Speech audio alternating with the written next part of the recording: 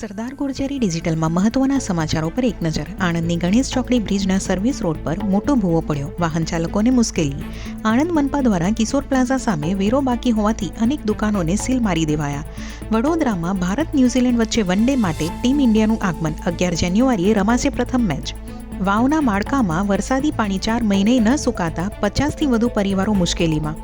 અમદાવાદની MM પટેલ કોલેજના trustee તિમીર Amin 3 લાખની લાંચ લેતા ઝડપાયા. મહારાષ્ટ્રમાં સત્તા માટે વિચારધારા ભૂલાવી. અકોટનગર પરિષદમાં ભાજપનું ઓવેસીના AIMIM સાથે ગઠબંધન. સોનીપતના કુખ્યાત ગેંગસ્ટર અમન ભેંસવાલને અમેરિકાથી ડિપોર્ટ કરી ભારત લવાયો. હિમાંશુ ભાઉ ગેંગનો શાર્પ શૂટર હતો. ઇન્દોરમાં 20ના મોત વચ્ચે ચોંકાવનારો રિપોર્ટ. મધ્યપ્રદેશના ગામડાઓમાં પાણીના 3જા ભાગનો પુરવઠો પીવા લાયક નથી.